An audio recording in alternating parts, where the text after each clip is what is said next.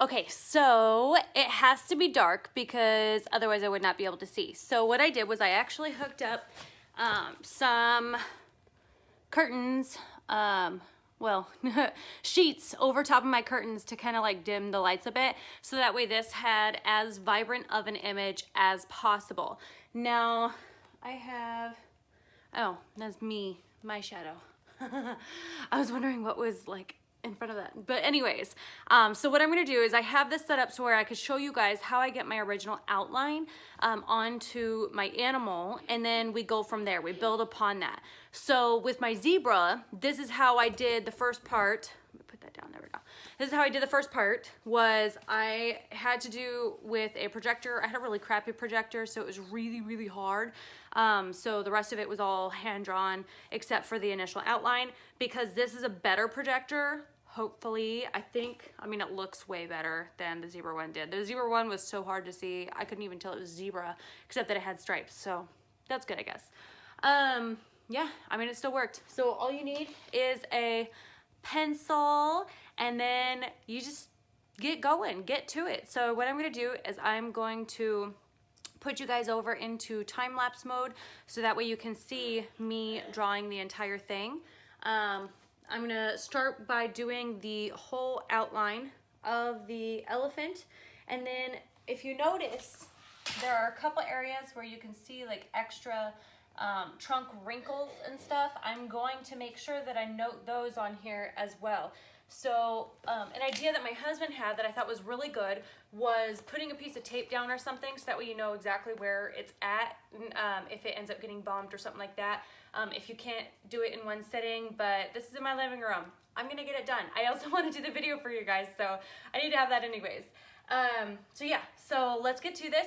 And let me know if you guys have any questions. If you like this video, please like, comment, and subscribe.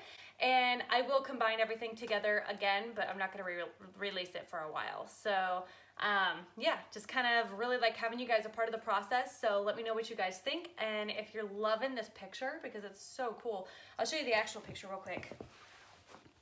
Look at this. That's the actual picture I got. And that looks so cool. So it was like kicking up dust and everything. So neat.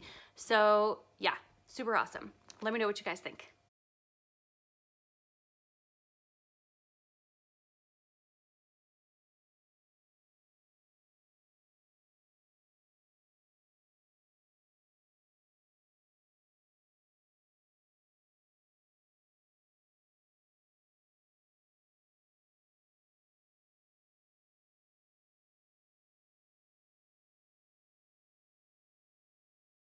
Okay, so you guys can see why I didn't do this with the light on. If you look, you can kind of see how I followed all of the lines though, with like extra little lines. You can also see how much I screwed up too. I don't know how I missed it by like an inch. So I tried to create my form, so that way everything was at least somewhat put together. Okay, so down here is where it fades down into like the sand. So I didn't do anything there. I just kind of did a squiggle line. Okay, and then this is the picture that's based off of. So whoever the photographer is for this, let me see if I can find it so I can give them credit, because this picture is so freaking cool.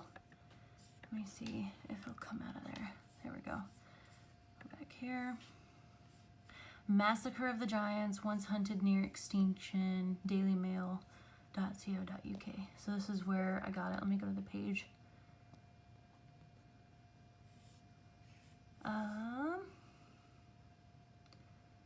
By Sue Reed, but that's the author. Under threat, poachers launched a new attack on the African elephant after the end of a ban on ivory sales. Okay, so still doesn't say, what the heck? They should have credit to the photographer underneath here. But if you guys did not know, I do donate 10% of my sales to World Wildlife Fund, because things like this really mean a lot to me. I really don't want animals to be harmed, and they take a lot of action, and they're a nonprofit. So let me see if it'll give credit down at the bottom. Okay, but once I find the photographer, I'll put it in the comments or my description of this video, because that picture is just, it's epic. But that's what my drawing is based off of. Of course, I'm going to be turning it into my interpretation of the entire thing, which is going to be completely different. And then I'm going to keep with my fluid painting on the backgrounds, just like I did with the zebra and the giraffe.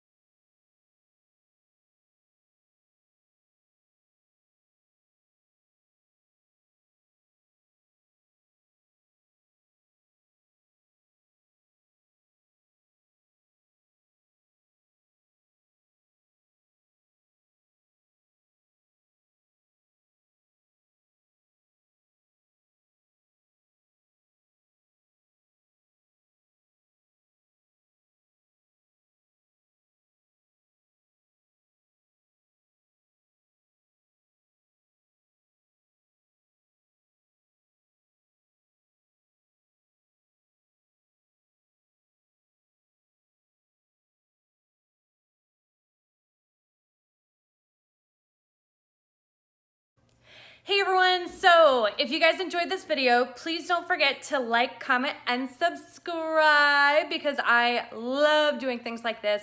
This is where I get super stoked and excited when I talk about my paintings, because I love painting these animals. They make me really happy. So let me know what you guys thought. And I will definitely have more. I will be doing a couple lives throughout this process as well, just like I did with my zebra, and it's gonna be awesome.